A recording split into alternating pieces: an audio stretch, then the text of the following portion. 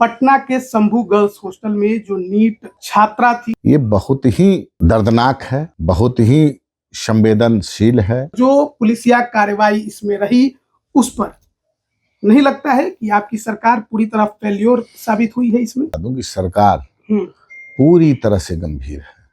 और मैं एक बता रहा हूं आपको ये बात भी, जो दोषी हैं उनको तो कोई मतलब इतनी कड़ी कार्रवाई करेगी सरकार, एक नजीर बनेगी। तेजस्वी यादव को लालू प्रसाद यादव ने अपना कमान सौंप ये दिया। कौन नई बात बताया है? कार्यकारी राष्ट्रीय अध्यक्ष बन गए। कौन नई बात है ना? ये तो होना ही था एकदम। ये तो पहले से अभी कार्यकारी बने हैं, वही राष्ट्रीय अध्यक्ष भी होंगे। ये भी आज चैनल पे बोल रहा हूँ, देखिएगा कुछ दिन बाद वही राष्ट्रीय अध्यक्ष होंगे। नया बात थोड़ी ना है। ये लोग पहले से फिक्स है और इन लोग अपना ठीक है बने हैं, उनको शुभकामना है। अच्छा, तेजस्वी यादव कार्यकारी अध्यक्ष तो बने, लेकिन उनकी ही बहन रोहिणी आचार्य ने उनको कठपुतली वाला शहजादा अब आज छोड़ दीजिए, रोहिणी जी का पहली बार बयान नहीं आया, इसके पहले भी बयान आया है। और दोषी होंगे तो उनको भी जेल जाना निश्चित है, और वो भी सचेत रहें कि सरकार किसी को बख्शेगी नहीं। नमस्कार, आप लाइव बिहार देख रहे हैं, मैं हूं राजमोहन तिवारी। देखिए, आज 77वां गणतंत्र दिवस है और आज बिहार की सियासत में तमाम राजनीतिक दलों के पार्टी कार्यालय में हमने झंडोत्तोलन देखा, जिसमें लोजपा रामविलास के प्रदेश कार्यालय में खुद प्रदेश अध्यक्ष राजू तिवारी भी मौजूद थे और उन्होंने वहां पर तिरंगा फहराया। तमाम सवाल हैं जो जवाब लेने हैं सरकार, सत्ता और एनडीए से। हमारे साथ खुद विधायक और लोजपा रामविलास के प्रदेश अध्यक्ष राजू तिवारी जी जुड़े हुए हैं। पहले तो आपको गणतंत्र दिवस की हार्दिक शुभकामनाएं। बहुत बहुत शुभकामना आपको भी, और आपके माध्यम से जितने सुनने वाले लोग हैं, 77वें गणतंत्र दिवस की पूरे बिहार वासियों को ढेर सारी शुभकामनाएं। राजू जी, सवाल शुरू करेंगे बिहार में जो इन दिनों आपराधिक घटनाएं हुई हैं उससे, और खासकर पटना के शंभू गर्ल्स हॉस्टल में जो नीट छात्रा थी, जो तैयारी कर रही थी, डॉक्टर बनने का ख्वाब देख रही थी, और उसके साथ जो घटना हुई और जो पुलिसिया कार्रवाई इसमें रही, उस पर नहीं लगता है कि आपकी सरकार पूरी तरह फेल्योर साबित हुई है इसमें? देखिए, आज गणतंत्र दिवस है और ये राष्ट्रीय पर्व है। हम तो आप मीडिया के चौथे स्तंभ हैं। मैं तो आग्रह करूंगा, कम से कम 26 जनवरी और 15 अगस्त को दलगत राजनीति, निश्चित रूप से जो आप मुद्दा कह रहे हैं, ये बहुत ही दर्दनाक है, बहुत ही संवेदनशील है। लेकिन कम से कम आज पक्ष विपक्ष पूरे भारतीयों का, एक एक व्यक्ति को ये पर्व मनाने का दिन है। आज के दिन राजनीति की बात नहीं करनी चाहिए, लेकिन आपने जो उठाया है उस पर मैं आपको इतना बता दूं कि सरकार पूरी तरह से गंभीर है। और मैं एक बता रहा हूं आपको ये बात भी, जो दोषी हैं उनको तो कोई मतलब इतनी कड़ी कार्रवाई करेगी सरकार, एक नजीर बनेगी। और एक चीज और बता दे रहा हूं, इसमें जो भी पदाधिकारी अगर अनुसंधान में किसी प्रकार की कोताही बरते होंगे तो उनके ऊपर भी उसी क्रिमिनल एक्ट के तहत उनको भी कार्रवाई का सामना करना पड़ेगा, और दोषी होंगे तो उनको भी जेल जाना निश्चित है। और वो भी सचेत रहें कि सरकार किसी को बख्शेगी नहीं।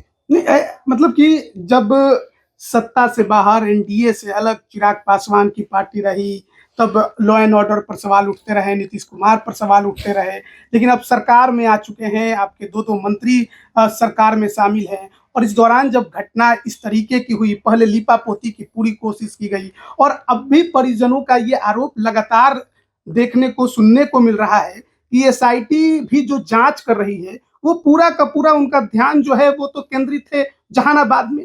घटना पटना की हुई है, आरोप परिजन लगा रहे हैं कि हमें प्रेशराइज किया जा रहा है, हमें प्रताड़ित किया जा रहा है, जबकि पुलिस का काम है अपराधियों को और आरोपियों को पकड़ना। देखिए, मैं पहले ही बोल चुका हूं, अनुसंधान में अगर कंप्लेनेंट को अगर किसी तरह के आपके जो उनके परिवारजन के लोग आरोप लगा रहे हैं, उनको दबाव बना रहे प्रशासन, तो भी अनुसंधान को बाधित करने में आता है, और वो भी क्रिमिनल क्राइम में आता है, और उन पे भी मैं आपको फिर कह रहा हूं कि सरकार किसी को बख्शेगी नहीं, और क्राइम होता है। देखिए, नीतीश कुमार जी के नेतृत्व में एनडीए की सरकार में क्राइम होता है तो तुरंत गिरफ्तारी भी होती है। ये निश्चित एक मामला है कि इसमें कुछ लापरवाही हुई है।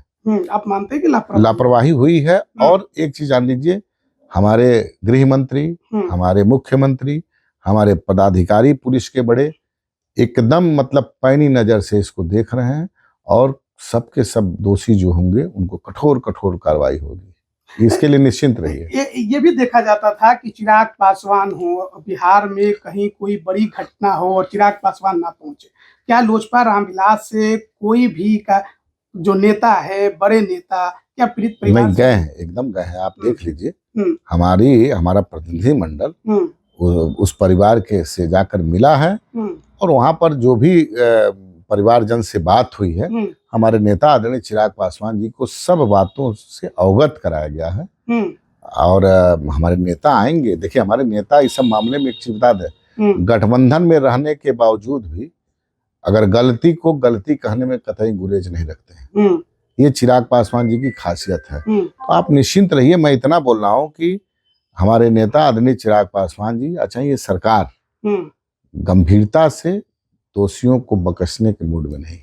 तमाम जो विपक्षी पार्टी के नेता हैं, चाहे पप्पू यादव हो या कोई और, क्या महाराज पप्पू यादव, किसका बात करते हैं? आरोप लगाया है कि ये जो कांड हुआ है ये एक बड़ा रैकेट है जिसमें मंत्री और विधायक के परिवार के लोग भी शामिल हैं। देखिए, वो लोग अनुसंधान करेंगे, वो लोग अनुसंधान करता है। आप देखिए, आरोप लगाना दूसरा विषय है। मैं बोल रहा हूँ ना, पॉलिटिकल, अगर कहीं भी कोई राजनीतिक व्यक्ति भी अगर दोषी इस परिधि में पाया जाएगा तो कोई नहीं बख्शेगा।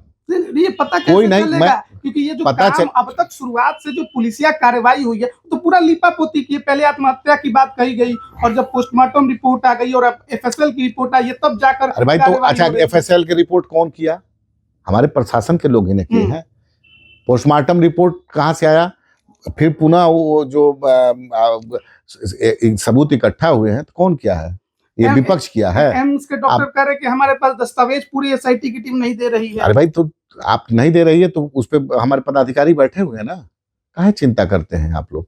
अब विपक्ष का काम है आरोप लगाना। लोगों को इस बात का डर है कि कहीं पूरी तरह से इस घटनाक्रम को लीपापोती ना कर दिया जाए, मामला ठंडा किसी को कहीं से किसी को डरने की आवश्यकता नहीं है। लोगों को सरकार का विश्वास लोगों के साथ है। ये 2025 में दिखा है, और लोगों के विश्वास पे खरा उतरना सरकार का काम है, और सरकार इसके लिए कटिबद्ध है। चलिए, अब ये नीट कांड जो हुआ उस पर हम बात कर रहे थे। अब बिहार की राजनीति में पिछले दिन एक बड़ी हमने घटनाक्रम देखा है। तेजस्वी यादव को लालू प्रसाद यादव ने अपना कमान सौंप दिया। कौन नई बात बताया है? कार्यकारी राष्ट्रीय अध्यक्ष बन गए। कौन नई बात है ना? ये तो होना ही था एकदम। ये तो पहले से अभी कार्यकारी बने हैं, वही राष्ट्रीय अध्यक्ष भी होंगे। ये भी आज लिख आपके चैनल पे बोल रहा हूँ। देखिएगा, कुछ दिन बाद वही राष्ट्रीय अध्यक्ष होंगे। नया बात थोड़ी ना है। ये लोग पहले से फिक्स है, और इन लोग अपना ठीक है बने हैं, उनको शुभकामना है। शुभकामना दे रहे हैं। क्यों नहीं देंगे भाई? एकदम दे रहे हैं, शुभकामना है। सरकार आगे चल के बनाने की, मुख्यमंत्री बनने, नहीं, पार्टी चलाने की शुभकामना दे रहे हैं। राष्ट्रीय अध्यक्ष कार्यकारी बने इसकी शुभकामना दे रहे हैं। और बाकी शुभकामना तो जनता जनार्दन देती है। 2025 में दिया नहीं है लोगों ने। ये देखिए, ये लोकतंत्र है, इसमें व्यक्ति नहीं, आम जनमानस, जनता जनार्दन मालिक होता है। और जो राष्ट्रीय अध्यक्ष हो, कुछ लोग तो इसी चुनाव में आप देख रहे होंगे ओथ ले रहे थे, काउंटिंग होगी, ओथ ले रहे थे। तो जनता मालिक है ना, जनता माकूल जवाब देती है। अच्छा, तेजस्वी यादव कार्यकारी अध्यक्ष तो बने, लेकिन उनकी ही बहन रोहिणी आचार्य ने उनको कठपुतली वाला शहजादा। आवाज छोड़ दीजिए, रोहिणी जी का पहली बार बयान नहीं आया, इसके पहले भी बयान आया है। ये पारिवारिक मैटर है। देखिए, इसमें हमको लगता है कि किसी के परिवार के बीच में बोलने की आवश्यकता नहीं है। किसी के दल के भीतर क्या हो रहा है उसमें भी हमको बोलने की आवश्यकता नहीं। और यही एनडीए की खूबसूरती है कि हम लोग दूसरे के घर में झांकने के बजाय अपने काम में विश्वास रखते हैं।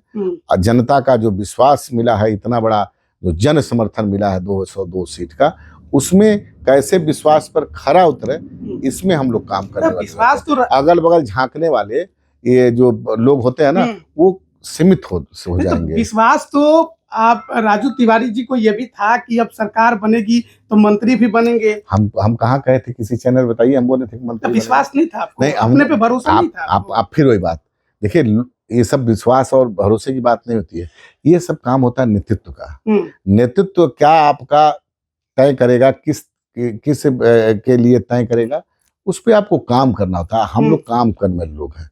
कभी मैंने न आप किसी चैनल पे न कभी मैंने मंत्रालय की बात की है, और न मैं अपने नेता से भी कभी मांगने का काम किया। आपके चैनल पे बता रहा हूँ, हम काम करने में विश्वास रखते हैं, और बाकी मेरा नेतृत्व तय करेगा कि मेरी कहाँ पर किस भूमिका में मेरा काम नेतृत्व को लेना है। विधायक दल के नेता सचेतक बन के आप खुश हैं?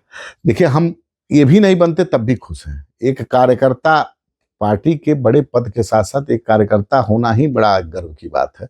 मैं एक कार्यकर्ता, लोक जनशक्ति पार्टी रामविलास का कार्यकर्ता होने में ही गर्व महसूस करता हूं, और किसी भी पद पे रहते हुए मैं कार्यकर्ता के रूप में काम करता हूं, और जो भी हमारे नेता का दायित्व हमको दिया जाता है उस पर खरा उतरने का काम करता हूं। आगे चल के मंत्रिमंडल विस्तार आप देखिए होगा, तो आगे नहीं, उसमें देखिए, तो ये नेतृत्व तय करेगा। नेतृत्व तय एकदम नेतृत्व तय करेगा। हमारा काम है नेतृत्व का के दिए हुए दायित्वों पे काम करना। चलिए, बहुत बहुत धन्यवाद आपका हमारे साथ जुड़ने के लिए। तो देखिए, तमाम सवाल थे जिसका जवाब खुद पार्टी के प्रदेश अध्यक्ष और गोविंदगंज के विधायक दल के नेता सदन में राजू तिवारी जी दे रहे थे। आप इस पर क्या राय रखते हैं, कमेंट जरूर करिएगा। आप सभी का बहुत बहुत धन्यवाद। 26 जनवरी गणतंत्र दिवस के मौके पर देनी टीवीएस ऑटोमोबाइल छोटी पहाड़ी पटना की तरफ से बिहार की जनता को हार्दिक शुभकामनाएं एवं बधाई। इस खास मौके पर देनी टीवीएस ऑटोमोबाइल हर खरीदारी पर दे रहा है एक हेलमेट बिल्कुल मुफ्त। जीएसटी में हुए कटौती का लाभ उठाए। आज ही देनी टीवीएस ऑटोमोबाइल की गाड़ी घर लाए। देनी टीवीएस ऑटोमोबाइल का कॉन्टैक्ट नंबर है 9693215396। दूसरा नंबर है 7033594507।